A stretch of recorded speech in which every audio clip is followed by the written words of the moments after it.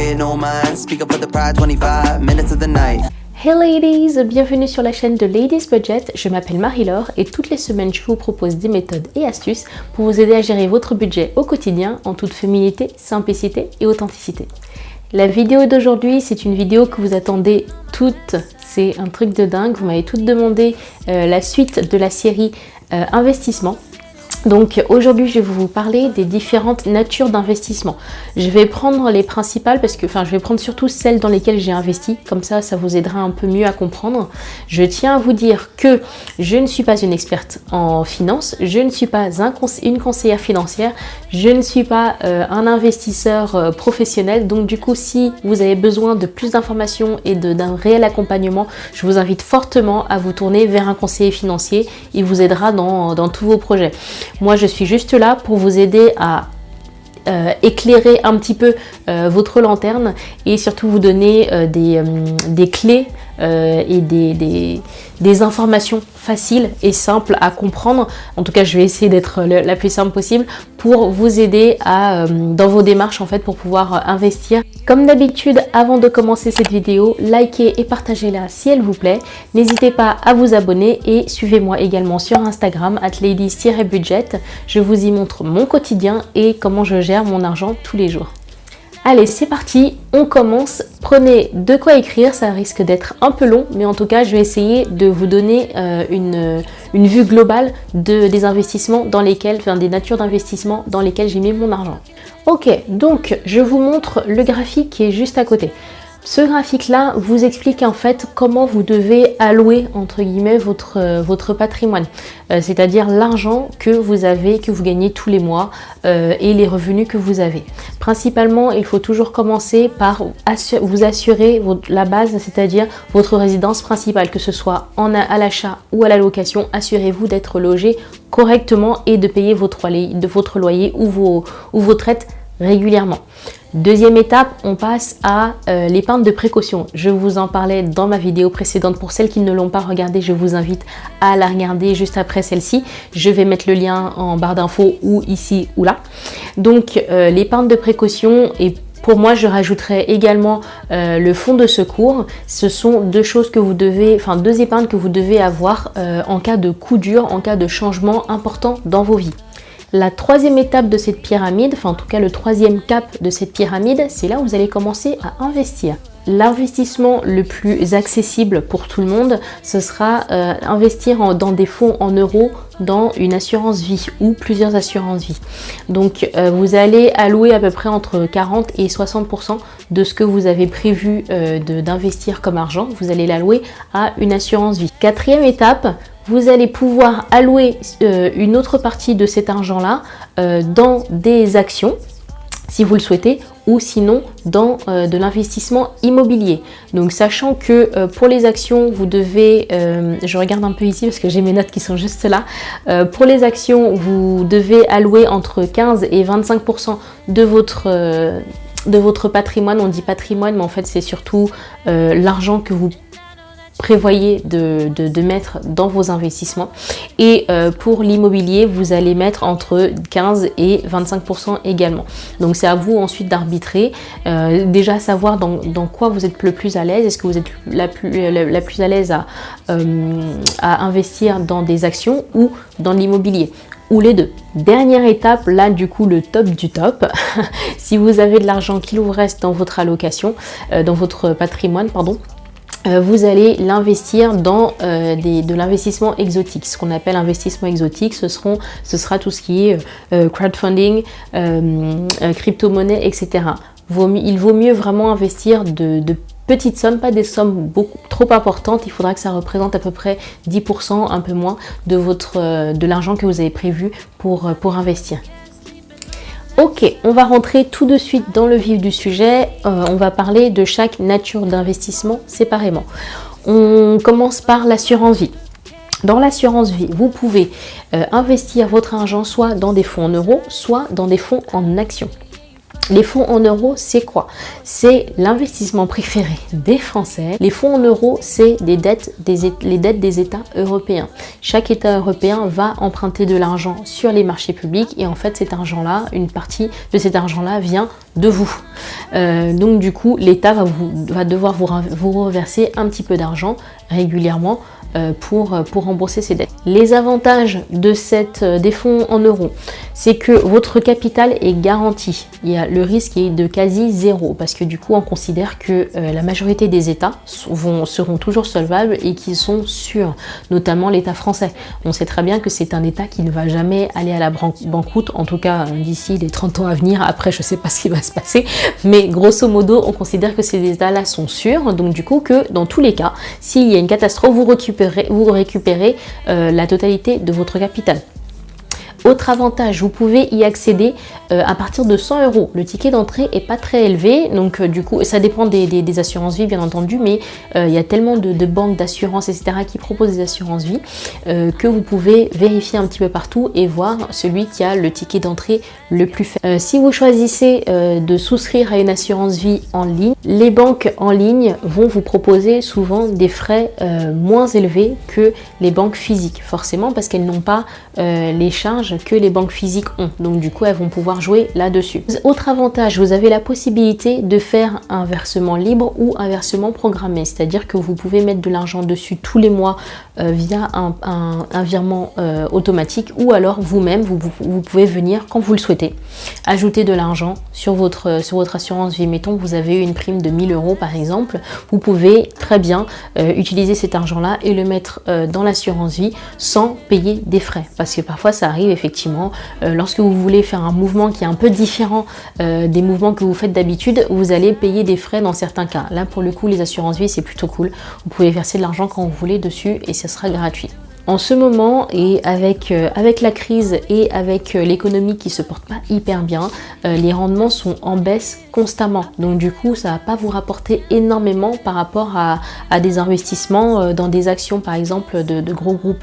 Autre avantage des assurances vie, c'est que vous pouvez placer votre argent entre 1 an et 5 ans. Donc ça veut dire que pendant la période, pendant 1 an par exemple, votre argent va être bloqué et ensuite vous pourrez le retirer quand vous le souhaitez avec les intérêts qui se seront ajoutés. L'inconvénient de l'assurance vie, c'est que aujourd'hui en fait les taux d'intérêt, les taux de rendement sont assez faibles et c'est en baisse constante. Là du coup on n'est pas dans une phase favorable au niveau pour l'économie, donc pour l'assurance vie c'est pas hyper rentable. C'est toujours plus rentable bien entendu qu'un livret A ou qu'un livret banal. Livret en général maintenant c'est à 0,5%, quelque chose comme ça, et ça va aller en baissant, hein, et en plus pour le coup c'est indexé sur l'inflation, donc c'est vraiment pas du tout intéressant pour vous. Vous perdez plus d'argent à stocker tout votre argent sur un livret plutôt qu'à l'investir au moins dans une assurance vie. L'assurance vie, vous avez un taux d'intérêt garanti entre 1 et 2%, c'est déjà beaucoup mieux que les livrets. Dernière chose, vous pouvez souscrire chez qui vous voulez. Des banques physiques, les banques en ligne, des mutuelles, des assureurs, des courtiers. Il y a vraiment plein d'acteurs qui proposent des assurances vie à tout le monde. Donc prenez vraiment le temps de comparer les différentes assurances vie. Faites jouer la concurrence. Hein. Dans tous les cas, faites toujours jouer la concurrence. Vous lancez pas dans une assurance vie parce que ouais, ma banque elle me propose ça. Allez voir ailleurs, allez voir dans les autres banques, allez voir chez un assureur, etc. Comparez. Regardez si les frais aussi qui sont liés à cette assurance vie là. Souvent les banques du coup se rémunèrent là-dessus, c'est leur manière de gagner de l'argent. Elles vont vous taxer elles vont vous mettre des frais qui vont être parfois ahurissants, donc faites bien attention. Vérifiez si vous avez des frais sur les versements que vous allez faire, vérifiez si vous avez des frais de gestion qui sont élevés ou pas. Il y a toujours des frais de gestion, ça ne bouge pas, mais vérifiez s'il y en a qui sont moins chers, et vérifiez également pour les frais d'arbitrage. L'arbitrage c'est quoi? C'est lorsque vous allez dans votre assurance vie, en fait, comme je vous ai dit au départ, vous avez la possibilité d'investir dans des fonds en euros ou dans des fonds en actions, et parfois vous pouvez faire le choix d'investir dans les deux. Et donc du coup, à un certain moment, mettons au départ vous avez investi 1000 euros, ok, et au bout d'un moment vous allez racheter certaines des actions et vous allez vous retrouver avec 500 euros. Et ces 500 euros là, vous avez tout à fait la possibilité de pouvoir les mettre dans un fonds, un petit peu dans un fonds en euros et un petit peu dans un fonds en actions. Et donc du coup, ces opérations là, parfois elles coûtent de l'argent. Elles vont vous être taxées par votre banque ou votre assureur. Donc pareil, vérifiez aussi ces frais-là. C'est hyper important, ça vous permettra de choisir en toute tranquillité votre assurance vie et qui vous aidera à faire fructifier votre argent comme il se doit. Ok, on passe maintenant au fonds en action, toujours dans une assurance vie. Donc les actions, ça va être quoi? Le plus simple, je pense que tout le monde a déjà entendu parler du CAC 40. Le CAC 40, ce sont les 40 plus grosses entreprises françaises qui sont cotées en bourse. Donc ces entreprises-là, vous allez pouvoir investir une partie de votre argent dans ces actions-là. Et donc du coup, tous les mois, ces actions, tous les mois ou tous les trimestres, ça dépend comment ça se passe, tous les mois ou tous les trimestres, les actions que vous avez achetées vont vous rapporter un peu d'argent. Surtout, lorsque vous allez souscrire à une assurance vie, demandez absolument à votre conseiller financier, demandez-lui dans quoi j'investis. C'est ça qui est important. Demandez-lui si je mets de l'argent dans des actions, quelles actions je vais acheter, de quel groupe, sur quelle thématique, etc. Posez la question, vous avez le droit. Et normalement, tout doit être systématiquement expliqué. N'investissez pas dans n'importe quoi et n'investissez pas dans quelque chose qui est horrible pour vous. Par exemple, moi, je n'investis pas dans l'armement. Je n'investis pas dans l'alcool. Je n'investis pas dans la cigarette, etc. Dans tous les trucs qui peuvent détruire l'être humain. C'est ma façon de voir les choses. Je n'investis pas là-dedans. Donc du coup, avant d'ouvrir mes assurances vie, j'ai demandé surtout à mon mari, je lui ai dit, écoute, moi je veux pas investir dans des trucs bizarres et dégueulasses pour la planète. Donc on a vérifié, on a fouillé et du coup on investit dans des choses qui me tenaient à cœur. Donc du coup faites la même chose, c'est vraiment hyper important. Si vous vous en foutez, investissez dans ce que vous voulez, chacun son délire. Voilà, en tout cas posez la question pour éviter de vous faire avoir. Donc un peu comme pour les fonds en euros, hein, ça va être assez intéressant d'investir dans des actions. Là du coup au niveau du rendement, ça sera plus intéressant sur le long terme. On aura un rendement qui sera aux alentours de 7%, donc c'est plutôt cool. Par contre ça va être un peu plus risqué que les fonds en euros, parce que là du coup vous allez investir en fait dans la santé d'une entreprise et vous ne pouvez pas savoir si l'année prochaine ou l'année d'après ou dans 10 ans, dans 5 ans, cette entreprise-là sera encore viable. Est-ce qu'elle ne sera pas fermée, vous voyez? Donc du coup, ça sera un peu plus risqué. Mais pour le coup, c'est pour ça que ça rapporte plus, parce que plus il y a de risques, plus vous gagnez de l'argent. Donc bien entendu, vous avez le risque de perdre votre capital, mais ça, c'est comme je vous ai expliqué. C'est un peu un coup de poker, on va dire, avec les actions, mais du coup ça peut devenir intéressant lorsque la valeur d'une entreprise double ou quadruple ou fait x5, x10 en quelques années, ça devient vraiment très intéressant. Donc il faut être capable de pouvoir prendre ce risque-là. Donc comme pour les fonds en euros dans une assurance vie, les tickets d'entrée sont aussi assez bas. Vous pouvez investir à partir de 100 €, donc ça c'est plutôt cool. Pareil, regardez la différence entre chaque assurance vie, regardez ce que chaque acteur propose. Et vous avez aussi la possibilité donc de faire des versements programmés, donc des virements qui vont aller directement sur votre assurance vie ou des versements libres.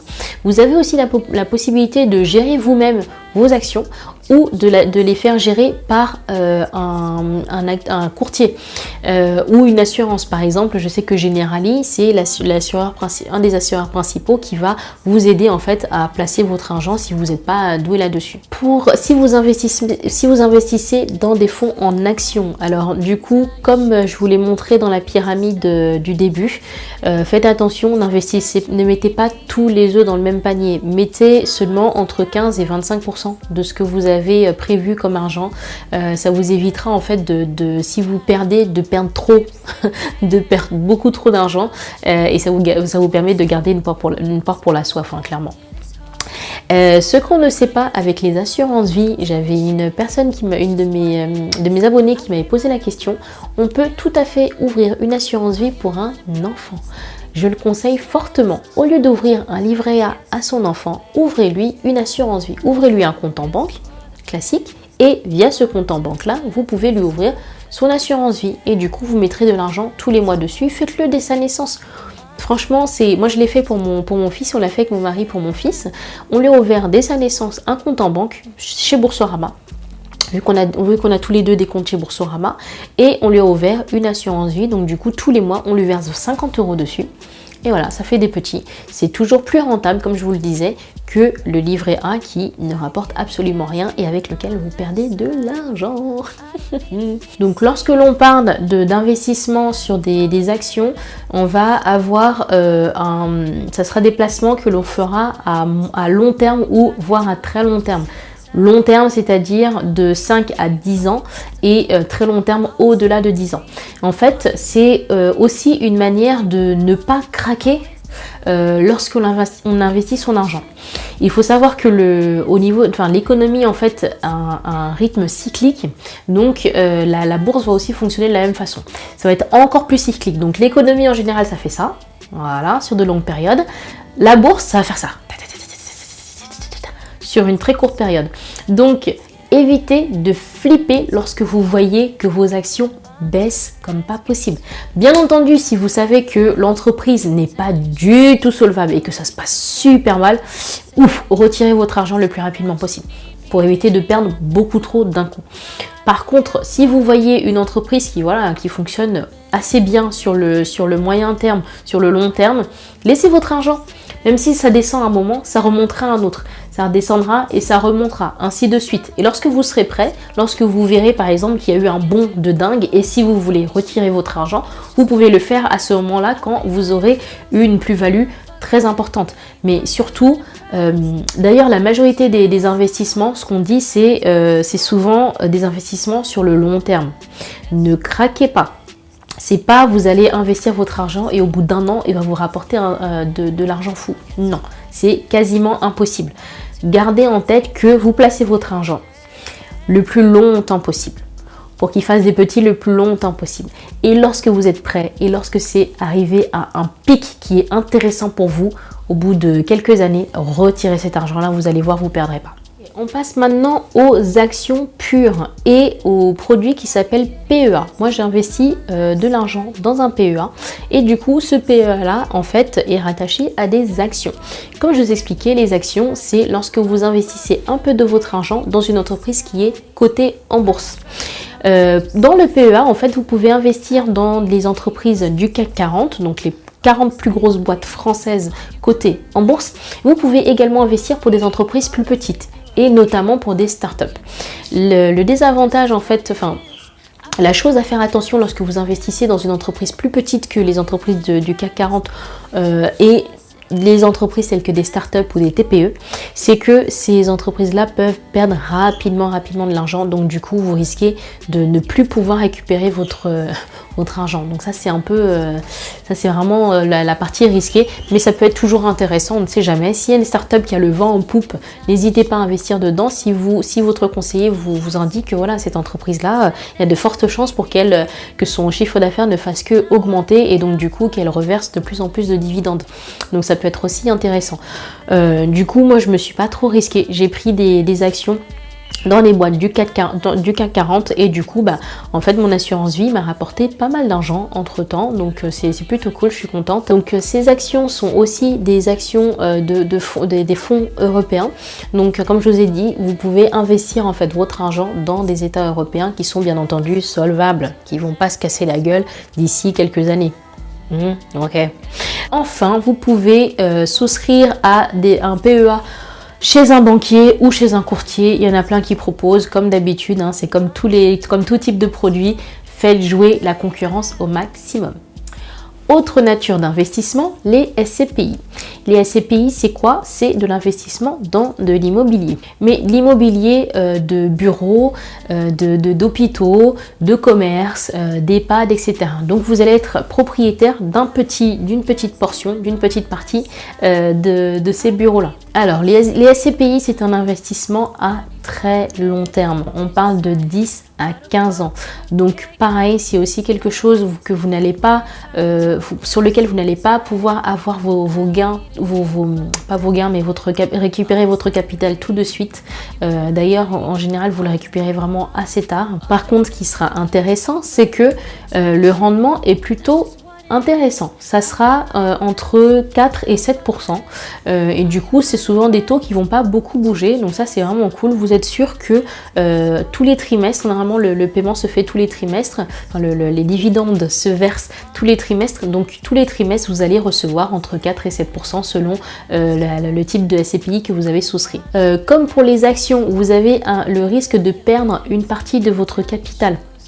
Et vous avez aussi le risque que certains commerces, certaines entreprises ne tiennent pas le coup sur le long terme et du coup vous allez perdre une petite partie de ce que vous avez investi. Ça fait partie des risques à prendre. Autre inconvénient, c'est que l'argent que vous avez placé, le capital que vous avez placé, vous ne pourrez pas le récupérer rapidement.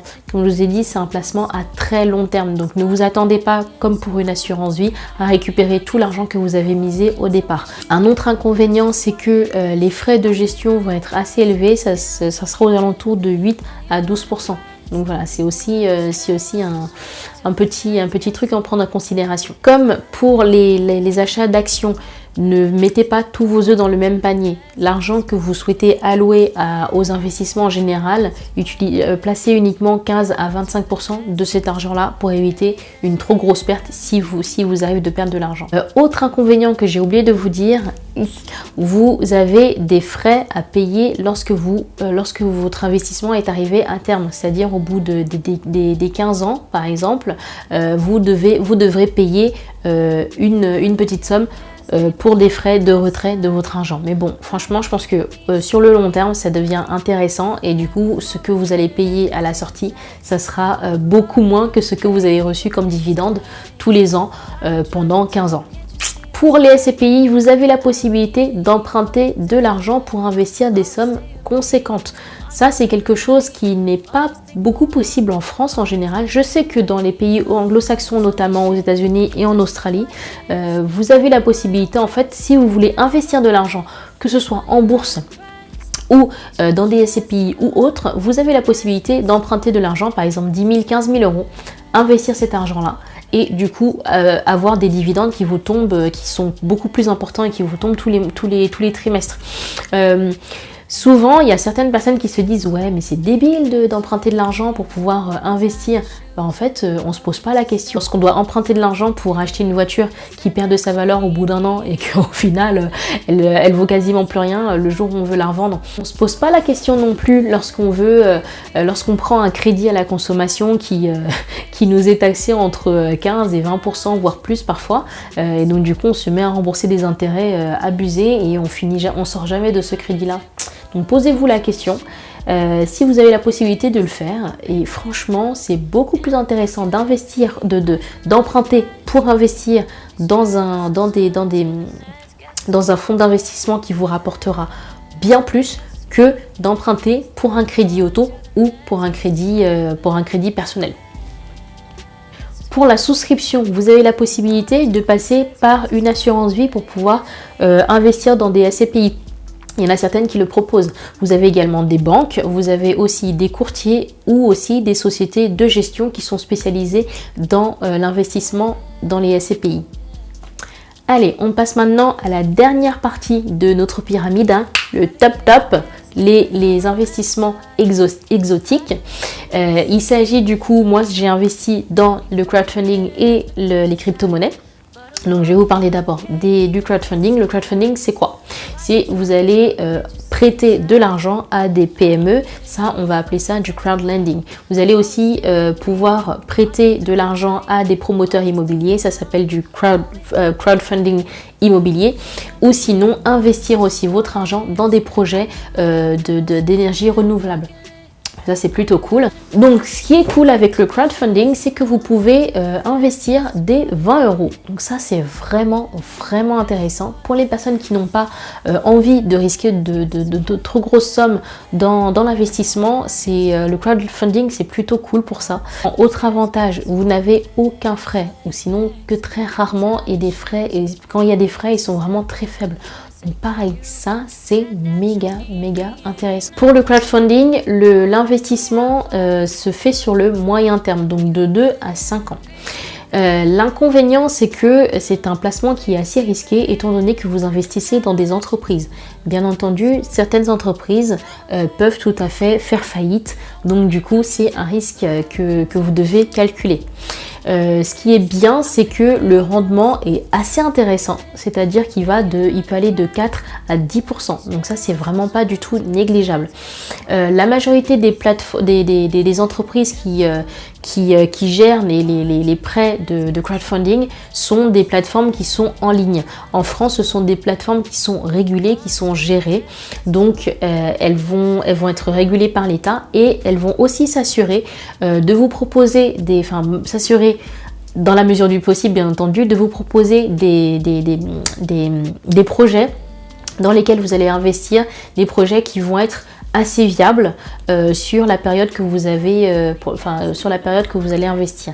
Donc c'est plutôt assez intéressant. Ça pareil, hein, évitez comme pour les actions, etc. Évitez de mettre tous vos œufs dans le même panier, surtout lorsqu'on parle de produits exotiques comme cela. Vraiment 10% grand maximum de l'argent que vous avez prévu d'investir. Okay. Le dernier, la petite cerise sur le gâteau, mais la cerise la plus risquée de toutes, les crypto-monnaies. Donc moi j'ai investi 300 € au départ sur des crypto-monnaies, sur une plateforme de crypto-monnaies qui gère des crypto-monnaies, et donc du coup ça m'a rapporté 100 € de plus que ce que j'avais investi. Donc ça c'est intéressant. Par contre, le plus gros, c'est pas un inconvénient, mais c'est un sacré risque, c'est que les crypto-monnaies sont particulièrement volatiles. Au départ, on parlait beaucoup de la bourse qui est un investissement risqué, les actions qui sont des investissements risqués, mais il s'avère que c'est beaucoup moins risqué que les crypto-monnaies. Les crypto-monnaies, en fait, ça va être, vous avez certainement déjà entendu parler du Bitcoin. Le Bitcoin, c'est une monnaie virtuelle. C'est une monnaie qui vous permet d'acheter certains biens et services de manière virtuelle. Comme tout investissement, c'est aussi de l'investissement à long terme. C'est pas, alors, pour certains, comme pour les actions, hein, il se peut qu'effectivement, au bout de quelques mois, vous gagnez, mais vous fassiez x100 sur l'argent que vous avez investi. Donc ça, c'est vraiment très intéressant. Par contre, il se peut très fortement que vous perdiez rapidement votre capital. Donc, les crypto-monnaies, moi, je l'ai fait. Pourquoi ? Parce que plus ça va, plus j'aime prendre un petit peu de risque avec mon argent. Par contre, ce n'était pas de l'argent dont j'avais besoin dans l'immédiat, loin de là. C'est de l'argent qui était dans ma tirelire que je voulais utiliser en fait pour partir en vacances. Donc clairement, c'est pas de l'argent dont j'ai besoin dans l'immédiat et qui me permet de manger par exemple tous les mois. Donc en ce qui concerne aussi la prise de risque que vous allez prendre, vous ne prenez vraiment un risque minimum. Investissez, allez, 1% de ce que vous avez prévu de mettre dans des investissements, vraiment juste 1% dans les crypto-monnaies. Commencez avec des petites sommes, ça c'est vraiment possible. Vous pouvez commencer avec 3 fois rien et investir de temps en temps dans une crypto-monnaie. Vous avez donc le Bitcoin, vous avez Ethereum, vous avez des crypto-monnaies, il y a plusieurs types de crypto-monnaies, il y en a 10. Enfin, il y en a une quinzaine qui sont connues et qui ont le vent en poupe et qui sont assez solides. C'est-à-dire qu'elles reposent sur des projets qui sont réels derrière. Le risque avec certaines crypto-monnaies, c'est certaines ne reposent sur rien. Sur absolument rien. Souvent, c'est juste du vent. Et donc, du coup, investir son argent dedans où vous savez pas ce qui va se passer. Vous savez pas du tout ce qui va se passer. Donc, si vous voulez investir éventuellement dans une crypto-monnaie qui a le vent en poupe, mais qui ne repose sur aucun projet concret derrière, faites-le, mais investissez genre 20 € quoi. Vous n'allez pas avoir mal si vous perdez les 20 € en une nuit. Il y a des crypto-monnaies qui vont être assez solides, telles que le Bitcoin. Le Bitcoin, ça fait des années que ça existe, et du coup, c'est une monnaie effectivement qui a fait ça. Tout le long je crois que ça fait peut-être 8 ans, 10 ans maintenant que ça existe, ça a fait ça. Tac, tac, tac, tac, tac, tac, tac, tac, tac. Les actions, comme je vous ai dit tout à l'heure, la bourse, c'est un système qui va faire ça. Hop, hop, hop, hop, hop. D'accord ? L'économie globale, c'est un rythme cyclique qui va faire ça. D'accord ? Les crypto-monnaies, ça va faire ça. Donc vous voyez, c'est juste pour vous illustrer un peu la volatilité de ce marché. c'est un endroit où on ne met pas les pieds comme ça n'importe comment. N'investissez pas votre argent parce que vous entendez partout crypto-monnaie, ouais, je suis devenu millionnaire en Bitcoin. Non. Faites attention, investissez de petites sommes. Faites attention également aux plateformes que vous utilisez. Il y a des applications qui sont téléchargeables sur votre smartphone. Par contre, ce sont des plateformes qui ne sont pas régulées par les États. Aujourd'hui, il y a des États qui commencent par... Enfin, juste pour... j'ai pas envie de diaboliser entièrement les crypto-monnaies parce que, comme pour la bourse, c'est très risqué. Mais il y a aujourd'hui des États qui essayent de créer leur propre crypto-monnaie et de créer leur propre plateforme de crypto-monnaie. Donc c'est pour vous dire que ce sont des monnaies qui vont finir par être globalement utilisées sur la terre entière, sauf que là pour l'instant cette période est vraiment hyper volatile et tant que les choses ne sont pas régularisées par les États et que certaines crypto-monnaies reposent toujours sur des projets qui sont soit nazes, soit qui ne reposent sur rien du tout, évitez d'investir trop d'argent dessus. Du coup, j'espère que cette vidéo vous a plu. J'ai essayé de vous brosser un peu tout le paysage de nature d'investissement que je connais à mon niveau, celles dans lesquelles j'ai investi jusqu'ici, celles pour lesquelles aussi je me suis intéressée bien entendu, donc parce que c'est toujours une question de, comme je vous dis en général, c'est toujours une question de qu'est-ce que vous voulez faire de votre argent, qu'est-ce que vous voulez que votre argent fasse pour vous, quels sont vos objectifs à court, moyen et long terme, et surtout attention à ne pas mettre tous vos œufs dans le même panier.